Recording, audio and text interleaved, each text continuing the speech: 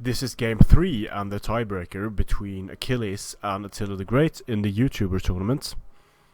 We have the Boii up against Tylis. You don't see that match up very often, and the battle is the Battle of the Pyramids, and that's going to penalize both factions for being on a hot map.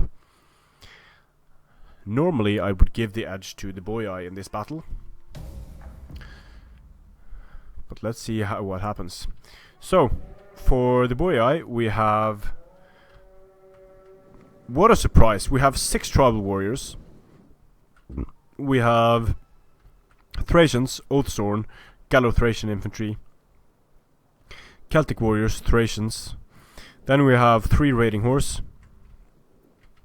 For the Boii, we have 5 heavy horse, very strong. Then we have 6 sword followers. We have the standard stuff with axe warriors and levy freemen, Oathsworn general. Just your 2 standard melee rushes coming up against each other. It looks like the heavy horse is going to start chasing after the raiding horse a bit, pulling away, using the levy freemen to sort of just push away the raiding horse of Tylis here. Walking on this map is a good idea because units are going to fatigue quickly in the heat. Unless this is in the winter season, I don't think that heat plays a big role in the winter season on even the pyramids.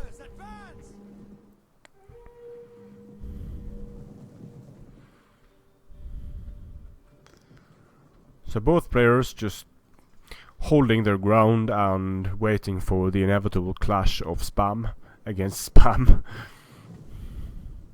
The thing is that the Boii can negate so many charges and get so many charges with their heavy horse, while Tylis doesn't really have that option. What Tylis has though is that Tylis has more Oathsworn and supporting infantry for its tribal warriors, because Tylis spent less on cavalry.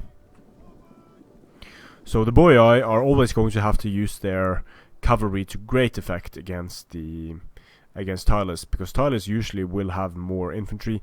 Sword followers and tribal warriors are sort of evenly matched. They will take a long time in killing each other, but they are very evenly matched units.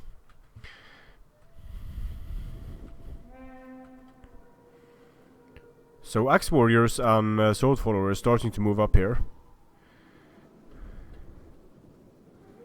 screening away the raiding horse. And there aren't really any skirmishers on both sides, so they might just charge in here. So here we have the frontal charge coming in from the Boii, stopping a lot of these units from getting good charges. This is bad, and now look at this, beautifully done.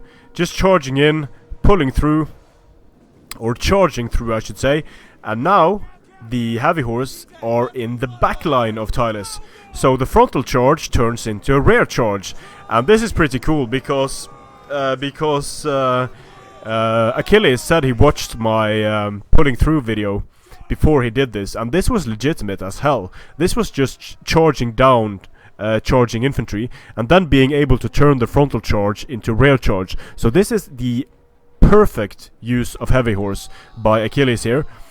Tribal warriors are getting wrecked all across the line by being rear charged and front charged and being negated their charge bonus.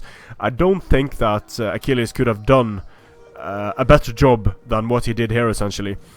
So Attila is using his raiding horse to good effect, getting into the sword followers and doing a lot of damage to them in the rear. But it's just going to be super hard for him to keep his army together when it's being rear charged all across the line like this. He's in a very tough spot now, and this is why the Boii are so much stronger, in my opinion, than Tylis, because they can do something Tylis never can. They can just wreck Tylis with these frontal charges, knock the units down, and then go for rear charges. And that's going to make the sword followers defeat tribal warriors super quickly when they are supported by these heavy horse units. So again, with the charges, tribal warriors are not going to like this much. Very well done by Achilles in the beginning there. And Attila could kind of have made Achilles pay for that if he had 2 lines of infantry. Having only 1 line of infantry makes you super exposed to cavalry. It makes you super exposed to elephants. It makes you super exposed to chariots. If Attila had, instead of going for the widest front possible, if Attila had a narrower front, and if he had several lines of infantry, he would have been able to support more of those fights a lot better. Because here you can see that Achilles, by virtue of his frontal charges, was able to win in the center, and then he was able to turn around and start supporting the flank fight. So although there are so many units for Tylis on the field, then Achilles is going to be able to use his inferior number of units to greater effect, because they are coming from all sides, because he was able to win the center, the very important center. Winning the center against barbarians, massively important. If you win the center, that usually means that you won against the best enemy troops. You won against the mainline sword infantry, and without mainline sword infantry there isn't much that the barbarian factions can do.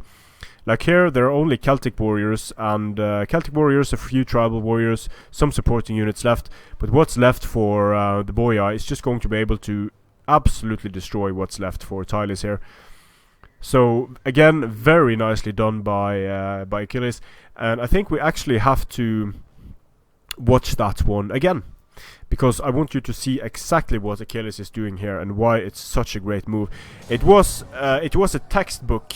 Let's just have a look at the kills first. It was a textbook execution of what I was talking about in that video, so very happy to see him watch the video and then make it work in a battle. That is why I make these videos. So okay, so the sword followers did amazingly well. 412 kills on an Oathsworn. That's must be the highest I've seen on an Oathsworn in a tournament battle. So the Oathsworn absolutely wrecked, and 229 kills on Thracian warriors. Wow, that is awesome. But the game deciding factor here was the frontal cavalry charge that Achilles managed to turn into a rear charge as well, because Attila was spread too thin. So matching these armies up just by the infantry, the Tylis infantry is going to stomp all over the Boii infantry. 3 Thracian warriors, 6 tribals, 2 Oathsworn, 2 Celtic, and 1 Gallo-Thracian is going to absolutely murder 1 Oathsworn, and then 4 Axe warriors and 6 sword followers. It's no contest. But the game deciding factor, the real edge that Boii has, is not in how strong the sword followers are, because the sword followers are very strong, but that's not the deciding factor. The deciding factor is how you use your heavy horse. And good game, well played to both players. We will see how this frontal rear cavalry charge was executed in slow motion, because I think it was extremely well done by Achilles. It was basically perfect. It was absolutely perfect. He timed it perfectly. And because Attila didn't have his second line infantry, then I'll just fast forward here and we'll wait until the armies engage. So some people say, well, it's great to do these tests, 1 unit versus 1 unit, and then but you can't really do that in tournaments against good players. And the thing is, you can. If you time things correctly, you can pull off some seriously MLG moves. And in this case, he timed it perfectly. He recognized that Attila only had 1 line of infantry. He recognized that they were moving. He timed the charge perfectly, so he was able to both knock down the unit, rob it of its charge bonus. He was able to continue through, and here it starts happening. So I'll just put it in slow motion here. So the units are moving, the armies are moving towards each other, right? The units of Attila are sort of, because they were moving through rough terrain here, they are at different speeds, and that's actually going to make it much easier for Achilles to punch through. He's going to make it through the Thracian warriors that are on the move. He's going to make it into and through the tribal warriors. You can see that most of the unit is knocked down. There is nothing stopping the heavy horse from just punching through. Look at all of these units being knocked down. He's going to keep moving the heavy horse. This is not a pull-through exploit. This is charging a unit down. As these units get up, they're going to get their faces full of sword followers. They're going to take massive casualties. And these two units of heavy horse are going to take minimal casualties.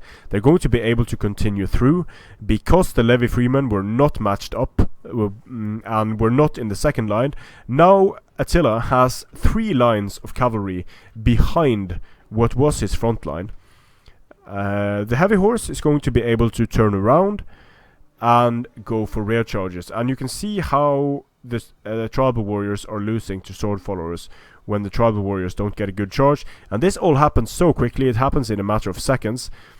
Then the heavy horse is going to start charging into the back of the tribal warriors, knock more of them down, take more of them out of the fight, getting nice kills, and Thracian warriors are going to start routing off the field, only getting 7 kills.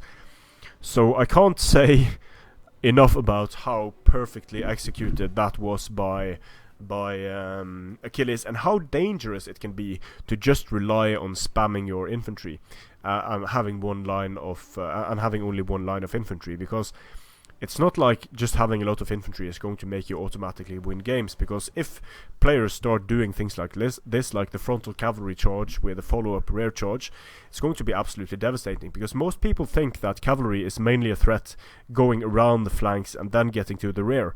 But against a single line army, there's no reason to go around at all. You just punch through the center, follow up with infantry, make it through, and then charge back into the rear. So very happy to see Achilles able to pull this off against a very good opponent in Attila the Great. I hope to see a lot more of this, and people start playing their infantry spams more carefully as a result. And this is the problem that Tylis has, because most factions would be able to have cavalry of their own to stop this. So say you are, for example, Carthage, and the Boii try something like this against your sword line. Well, Carthaginian cavalry is going to rush out, and it's going to stop the heavy horse that is now going to have to face the supporting infantry. So it's going to be harder to pull off. But for Tylis, you only have the Celtic light horse or the noble horse, and you don't want to use noble horse like this, too expensive, and light Celtic horse is just going to get absolutely massacred by using them like this. So that's the problem that Tylis has against the Boii. Tylis, a lot of good infantry, but no good mid-tier cavalry, and this was perfectly illustrated in this battle. Thanks for watching. Achilles is going to advance to the next round. Good game, well played to both players. I really enjoyed these games. Strength and honor.